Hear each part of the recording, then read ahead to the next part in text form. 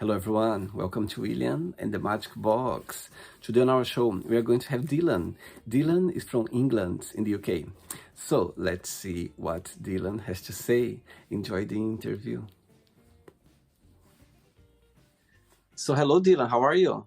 I'm good, yeah, I'm good, thanks you. Very well. Thanks so much for taking the time today for the interview. Thank you. Yeah, it's no problem, man. So, tell me, how is your weekend going so far? It's been all right, to be honest. I've been back in the gym, getting active, improving on myself. So it's nice to be back at the gym finally. So Amazing. What did you work out in the gym today? I've done legs, which is the worst day ever. I don't like legs. I struggle walking home, so Amazing. So tell me, where are you from, Dylan? I'm from the UK, Amazing. Where's about? Newcastle area. Amazing. Born and raised? Yeah, born and raised. I mean, when I was younger, I moved out to Newcastle, was in a different area, and then I moved back. So Tell me how it come to Newcastle for the very first time. Tell me something that I shouldn't miss it. I need to see it. I need to visit. What that will be in your opinion? the quayside, definitely. What's that? Tell me about it. It's like a big, like, Tyne. It's like a river. Ah, There's loads of bridges and it's a nice view. It's all lit up on the night time. So the quayside, definitely on the night time, it's unbelievable views. amazing. And all your family live in the same place as well or not? Some do, but my main blood family, like mum, brother, sister. Well, my sister does. My brother and mum live elsewhere. I see. Okay. So before we start the interview, Dylan, of course, I was checking your profile. You got connected through TikTok, yeah, and I could see, you say Bulldog Father, yeah, that's the name there on TikTok, and of course, I could see your Instagram with a lot of dogs, a lot of bulldog. So tell me a little bit about the journey. Why you have this connection with bulldog? How everything started? So I was like 18 years of age, still immature at the time. Then my dad passed. So I sadly lost my dad. He was the main like person in my life. Mhm. The big miss. It wasn't like planned. It was just like, it wasn't like you go to the hospital saying bye. So, I was still immature. I kind of had a lot of guilt because, immature teen, stressing teen. Of course. So, I had a lot of guilt. I was very alone. I started living a bad lifestyle, getting involved in the wrong crowd. Mhm. And then, I ended up getting attacked. My door kicked through. And then that's just when it changed for me. Like the landlord says, you're going to have to leave. And I actually got this dog. So when I left, I was homeless. I had this dog the whole time, like my first dog. Wow. Just changed my life. He made us want to change. It's a big connection. So that's why, I got another one. And then I got another one. Then I got another two. So how many bulldogs you have right now? I've got 2 large American bulldogs. Well, I got 4 large American bulldogs and I got a French bulldog. So one small dog and the rest big. Wow. It's a beautiful story regarding your connection with the dogs. When I was looking at your profile, I was like, my God, it's so beautiful to see. And, I believe animals overall, they come into our lives for a reason, you know what I mean? And I'm sure this dog who came into your life, he could see that, you are in the need of a company, of something special, and he was there for you. I think he was in the right time for you, for sure. Definitely. Amazing. So nowadays you just you raise them or do business as well? You kind of or not? You just it's just a hobby to have the dogs. Yeah, so I was born with an illness, so it has had a major impact on my life. So, it's based like on a lung illness called cystic fibrosis. So, all my life I've grew up and then, the doctors are 15 years of age, not going to make it. So, I said to the doctors, look, do whatever you want to do what you can. I'm not done yet. So, from there, I had a major turnaround. I got myself better, which they said I wouldn't. and I just mainly, like sometimes, with being in the wrong crowd, I have, I smoked, I got in the wrong crowd, I've done all this, so I damaged myself. But my lungs were like 35%, and I was told, once that 5%, you won't get it up. So 13 years, it was just 35%, and it would dip even worse.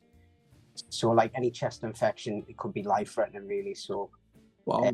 plus you've got like zero immune system, so you're guaranteed to catch a chest infection. But I just put in a lot of work since changing my life like 5 years ago. I don't get involved. I don't have friends. I don't communicate with people.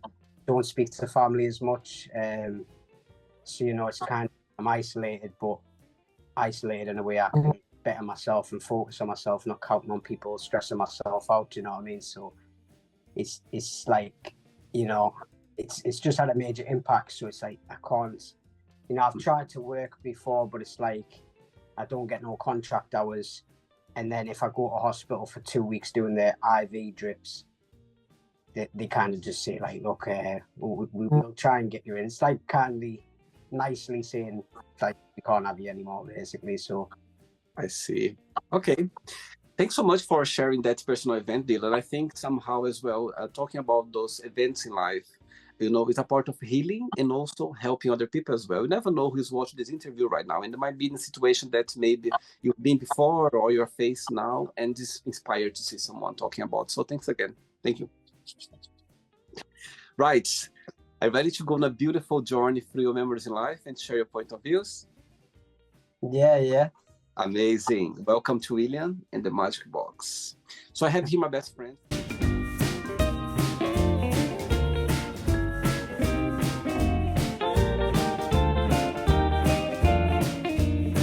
Run fun questions, okay? What I'm going to do, I'm just going to play a song just for us to relax before the first question, okay? Yeah, that's fine. Let's do it. Right, before we start the game, if it comes up a question that you don't want to answer, don't want to talk about, always can change, okay? Yeah, that's no problem. First question for you is, do you have a nickname? Yeah. Tell me about it. What, like my nickname? Yeah, do you have nicknames? So sometimes I get called, well, majority of the time people call us DB because of my TikTok, so I just put my initials there, and everyone calls us DB or Dogman. So that's all I get to call all the time. So Dogman, I like that, Dogman. Tell me, when you start opening your account on TikTok, on social media, what was the message behind? What was the intention for you to open your account? So when I opened it, I actually did music at the time. It was another platform, but a lot of people do music in different ways. I kind of see music I never spoke out. So music was a big thing of, if you wanted to understand how I felt, it was always through music. So it was a big thing. So I did start music, but when I started like putting my dog on, it started getting better, and I'm just like, no one wants to see me. They want to see my dog, so just changed it in that account. So amazing. And do you go live every day? How does it work your schedule on your page on TikTok? I kind of suffer when it's on me. So like I never go to sleep on a night. I end up having 3 hours sleep. I've been like that since 11-year-old, so I tend to do it on a night. Mm-hmm. But sometimes I feel like going live, it's like, I don't go on there for gifts. I don't go on there for certain reasons. It's just to connect with everyone, have conversations. If anyone's got a lot of dog related things, help with training or any situation like that, I kind of like love helping people. I think about others more than myself, to be honest. So I generally like connecting with people. Amazing. Okay. Next question. Let's do it.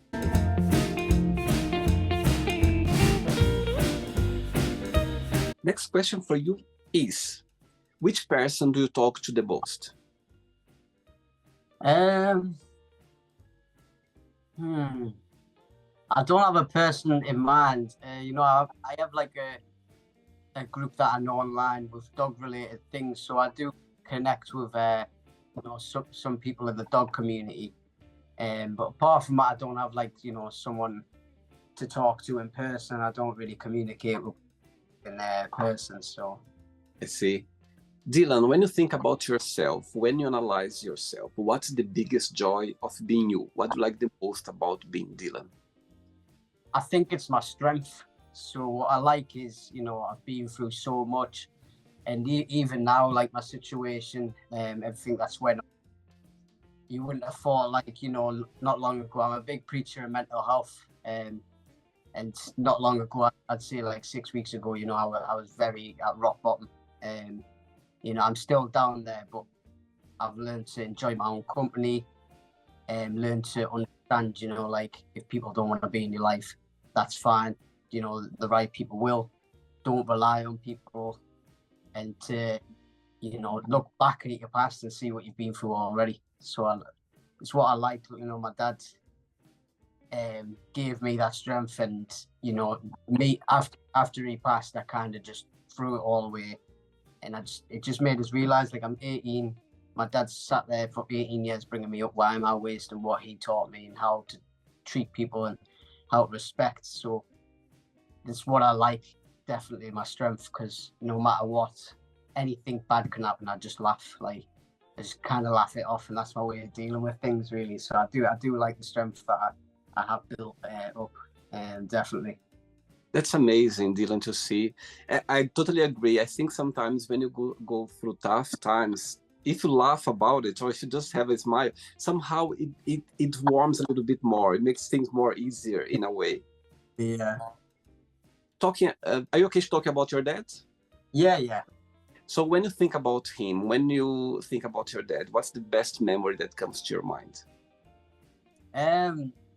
See, me going to hospital, there's a lot of memories I have in hospital. So, me and my dad prank each other. I used to torment him with, pranks and stuff. There's a lot of good memories that I couldn't be like, oh, this is my favorite.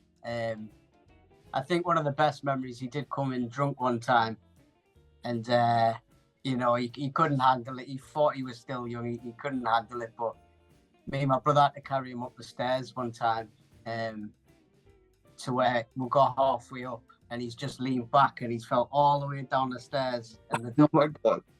window just smashed. I was like, oh God. What was the biggest difference between you and your dad, and the biggest similarity? Just the kindness. Like, we always thought about others more than myself. My dad was, he stepped up and actually being a dad. I don't have a child, but I've been in a relationship where there was a child involved, and my dad definitely made me to be like a good dad figure. So I was a child. I was a dad figure to a child that wasn't mine, so I stepped up and being a dad figures. So it's definitely similarities. How we are as respectful people, and how nice we can be in thinking about others before ourselves, really. So.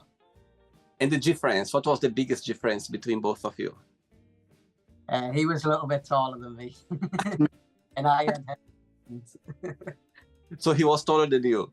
Yeah. I mean, out of all of us, I think I'm the smallest. I'm 5'4". I see. Rest are like 5'7", 5'8". People, when you are on live on TikTok, or people, they comment about your eyes, like they make comments about your eyes. Yeah. I yes. mean, I think I think my brother looks more of my dad. I take more after my mum, but my brother definitely takes more after my dad. He's the only one. Like, the rest would take after my mum. I see. All right. Next question. Let's do it. I like the vibe, man. Before the next question, Dylan, of course, it's visible, your beautiful tattoos. Yeah, when I saw your TikTok for the first time, I think your live, I was like, wow, that's interesting, amazing. Tell me the idea behind. Tell me about your tattoos. Which one is the very first one you ever had? Which one is the latest one? And the third part of the question is, which one is the most meaningful one? So this was my actual first one. So I went for a big one. This was like my rapper name. I have changed my rapper name, but that's where it started. So and I was 16 years of age when I got this, so I kind of got that one. But you know, like I did want to like make it far from music. I was rapping since I was 13, and it did have like, you know, it made me feel better about releasing loads of stress. So definitely, I think it was the most important tattoo to get it first. And then the recent one are these ones. This one on my head, and this one says the cure for struggle is to hustle. Okay. So that is like, it could even be like mental health wise. So you know that you're struggling, so get out there, get hustling, improve on yourself, whether that's a gym, whether that's something that's going to better you in your future. So it's like, you know, I've got a clothing brand, and that's like the thing that I've gotten the slogan. So it's definitely one good thing that I've got. And the most meaningful one is this one. I mean, the tattooist, he kind of messed up, so, but I think I was going to get it lasered and then redone. But it's definitely meaningful. I mean, like, I wasn't meant to make it to 18, like I say, when I was 15. You know, I was taught I wasn't going to make it. So to see 18 with the lung illness that I've got is a big achievement. So this was like, my dad was there on my 18th, not long after my 18th, he did pass. So it's like, it says lots of love, Dad, in his hand. Oh, amazing. I've got his handwriting like literally tattooed on us. So wow.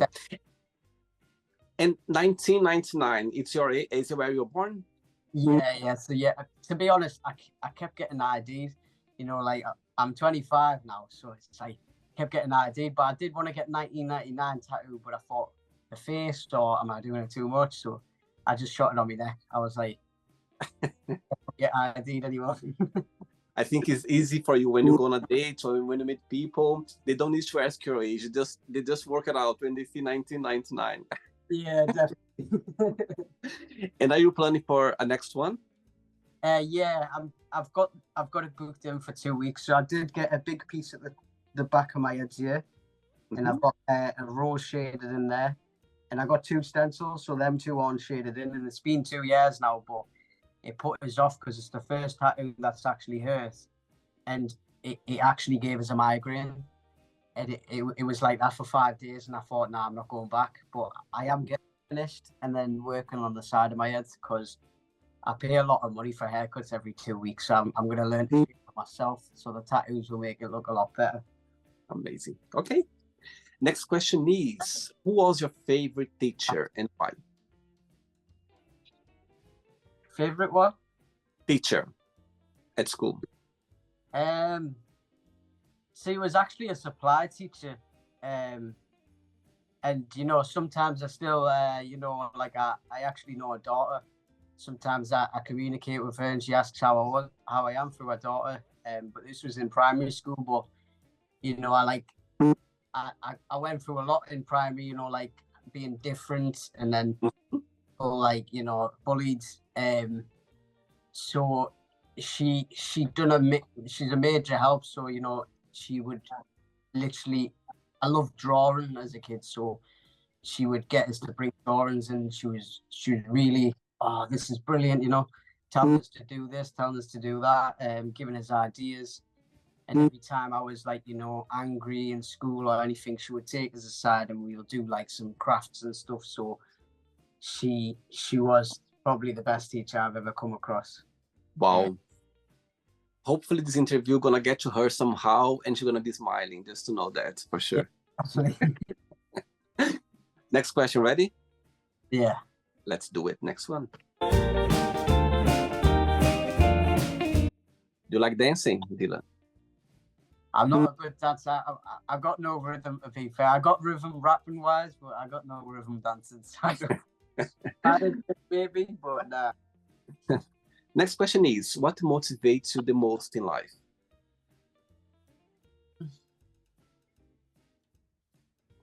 See, it's like, what motivates me the most is, and understanding and motivate myself is counting, you know, little blessings that people might think, but blessings around you. So, you know, think that your life is bad, you think that you're going through things, You can just go to your kitchen, turn the tap on, that's a blessing.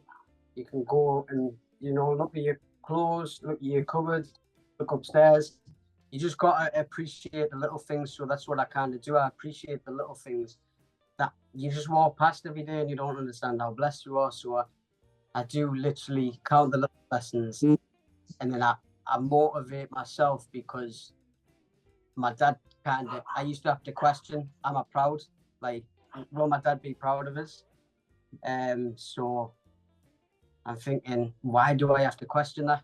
Why don't I get up, do something? So that motivates me a lot to realize I shouldn't be questioning that.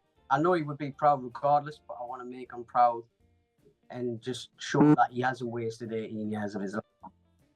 Oh, beautiful, Dylan. What's the meaning of life for you? What's the meaning of life? Yeah, for you. What's the meaning of life, in your opinion? Meaning of life, like, it's how you take it, really. So, you can go down the route that you want to, but life is what you make it, really. So if you want to be successful, or you're sitting there in bed and being like, I want to be successful, meanwhile you're not looking at things, you're not studying, you're getting distracted, you're going on nights out with the wrong crowd. You have to surround yourself with people that motivate you.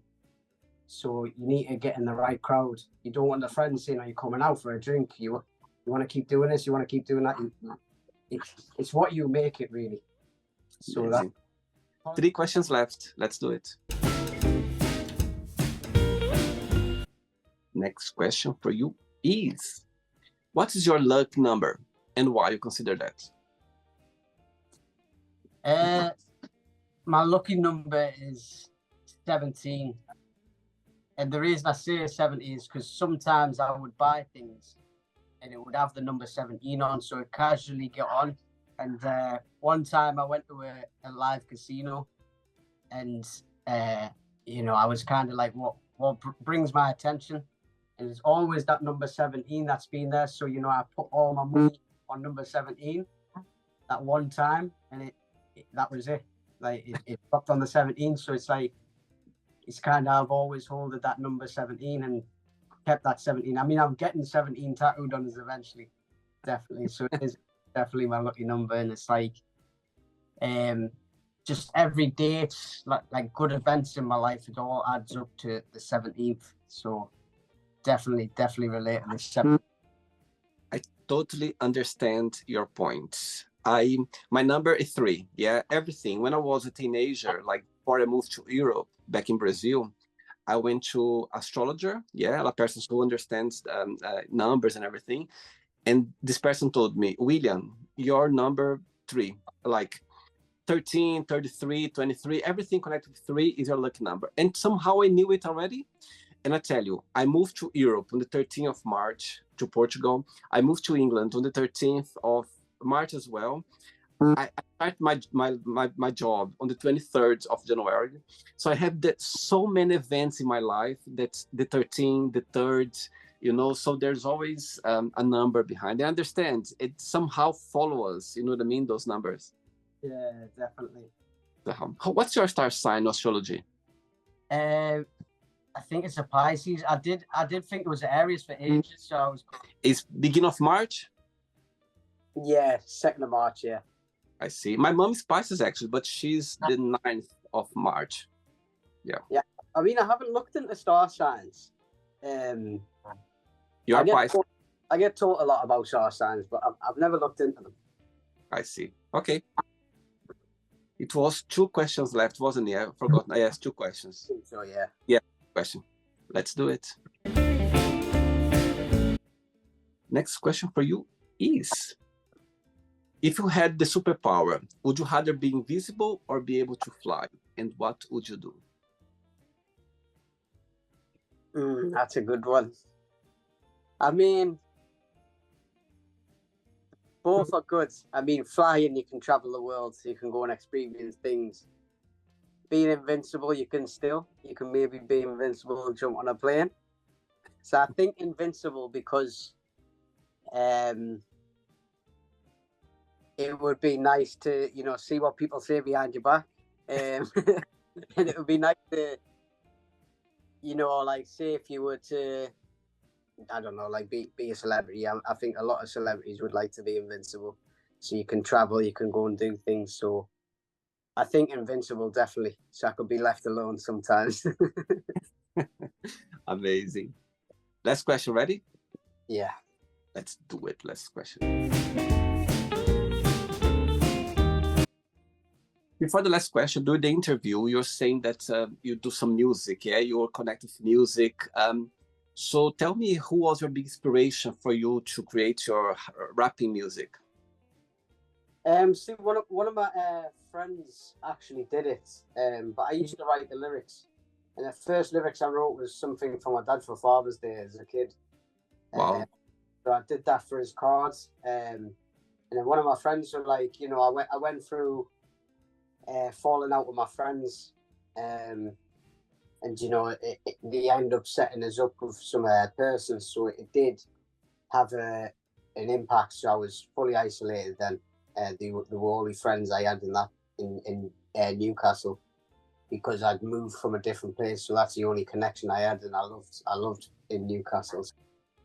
After that, it kind of isolated us. So I kind of felt a lot. So every time I was feeling, say like if I go home and I've dealt with something that's really stressed us out, next day I'll do a song. And what I love about doing music is, you know, you can sit there, feel some type, you can do a song and you can smile at your finishing product, and you smile thinking, I've created this. Like, it's the best feeling in the world. So I think definitely my friend introduced us to it, but I think I've always listened to rap, so like Tupac, Eminem, and you know, I was into the American rap. But it's interesting, Dylan. You know, it's so beautiful to see how much you talk about your dad, even the music side as well. There's always your dad's, you know, memories behind. My question for you is, do you think one day you're gonna meet him? see, I do.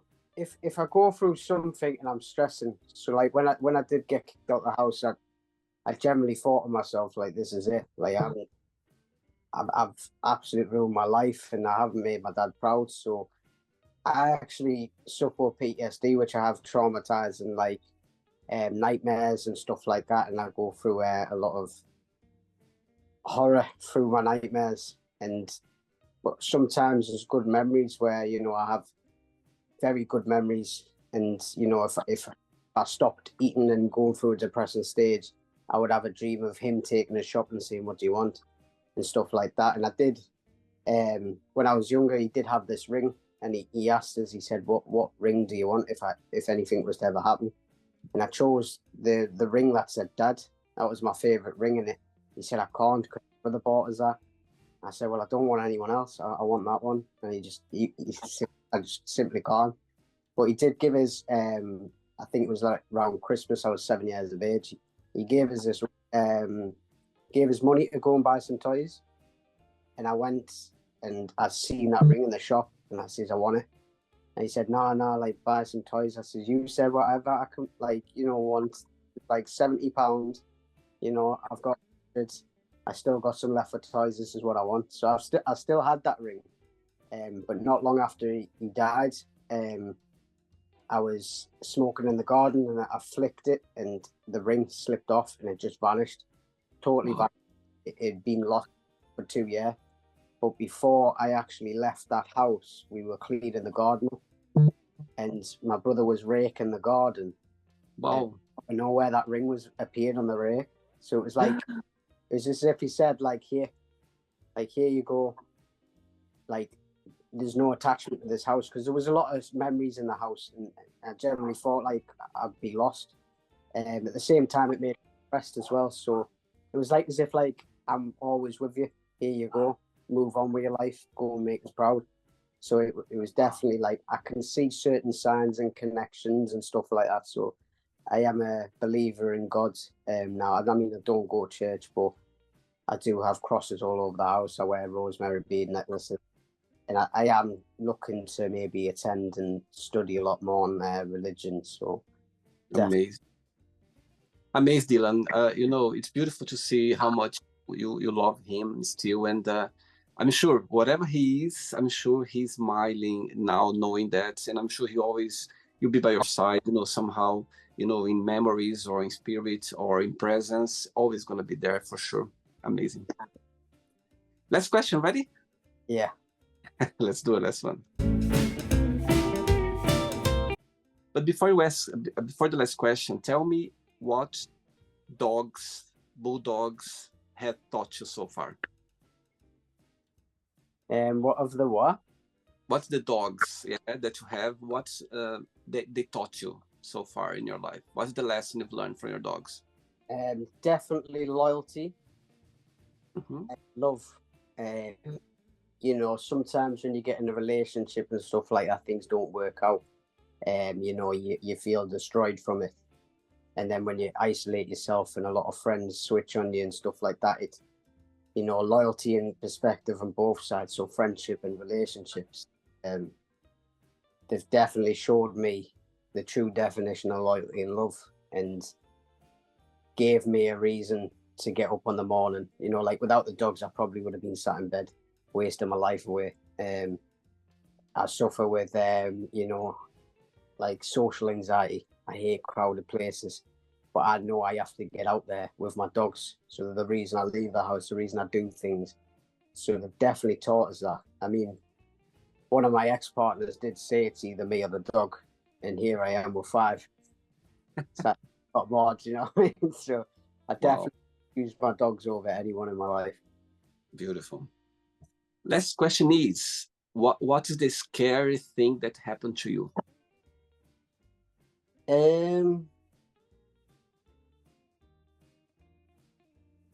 I think it's probably when I got attacked. I think that's the most recent one, which I do suffer a lot. So I suffer with PTSD. So I think that's the one that's had the most impact. Mm-hmm. So, I mean, at the time, I was oblivious. I was someone that was just generally don't care about life, like do your worst, this and this. So I think at the time, it's just how I suffered from it, how much of a big impact. So, certain things set us off where I just stop still. My leg, like my full body goes jelly. So it's like tires screeching from a car. There's people knocking on the like that. I don't, not expecting. So that has a major impact on us. So there's a lot of things that do have a major impact. So I think it's affected us a lot, being attacked. I nearly lost life. So I definitely think it gave me a big role, but I think that's definitely because it's had an impact on us, such as, like losing my dad had an impact, but this as well, it's like, it's PTSD. So I think it was definitely one of the frightening times of my life. Yeah, definitely. I see. Okay. It's not the end yet. Let's play now the word association game, okay? I'm going to give away some words, just one word that comes to your mind. Quick thinking, okay? One word for money. Hustle. Sorry? Hustle. Okay. Fear.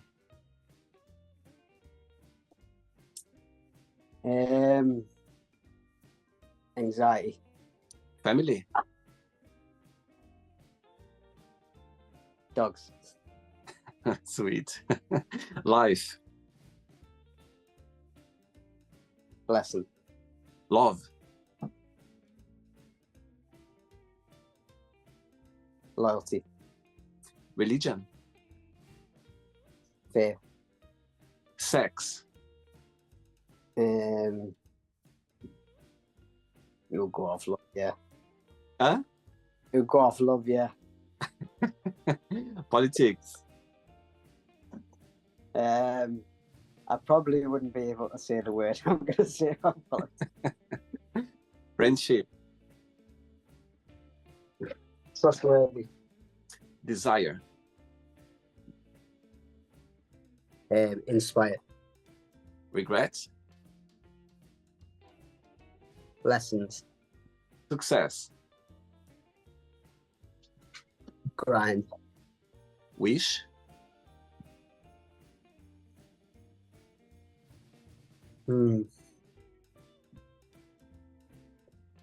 Wait. Say again? Work.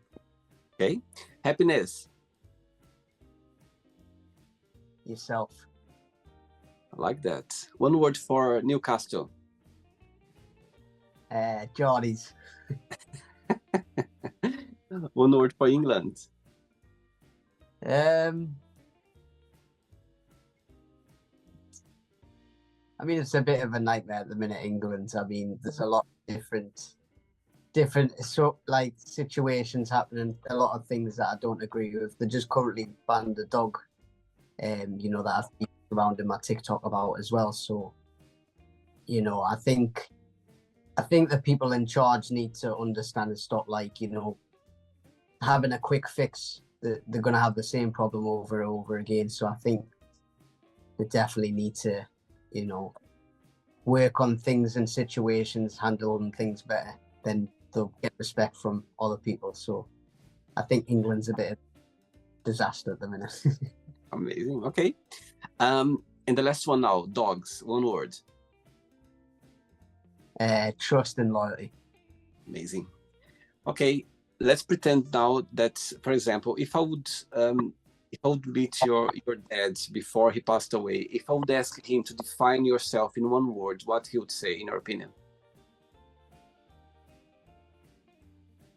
My dad thought the world of us generally.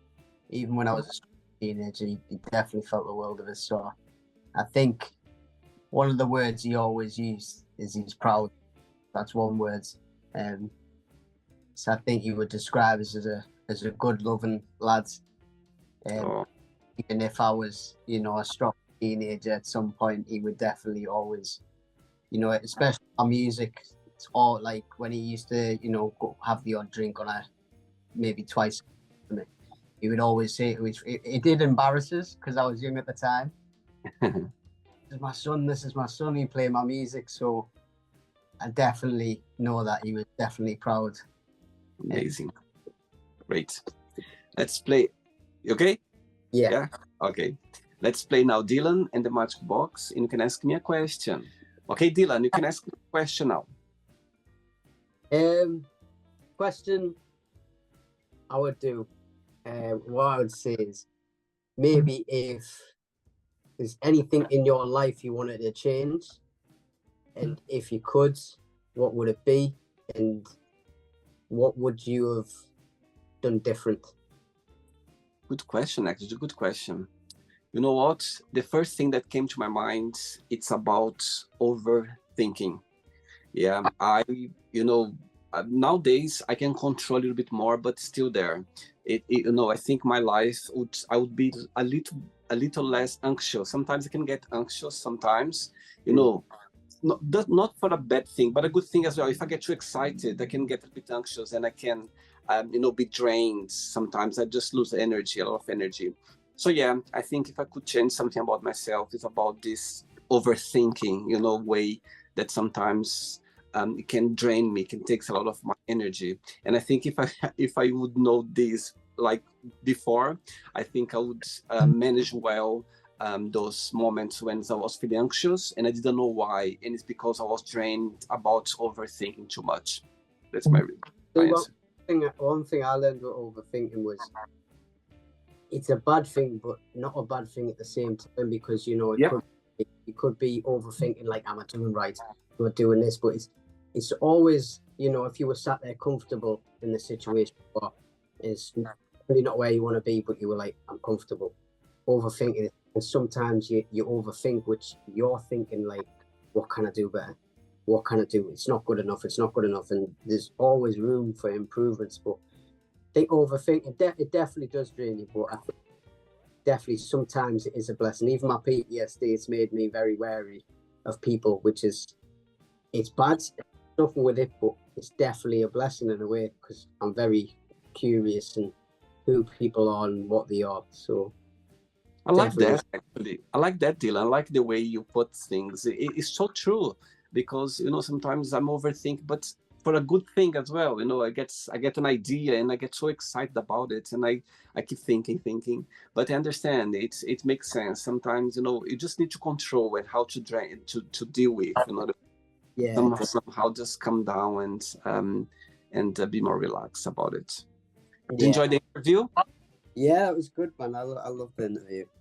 I like it too as well. Definitely, it's like, you know, sometimes, you know, these interviews could help people, so these people could generally have a lot trapped in. So it's like, I've had a lot trapped in, but sometimes I do it through TikTok or I communicate with people. But it's nice to see, you know, like all these other people that have different stories, life experiences, and people could be that aren't even doing interviews and generally could definitely help them. So I think it's good what you're doing, man. I hope you do keep it up because it's generally a good thing that you're doing.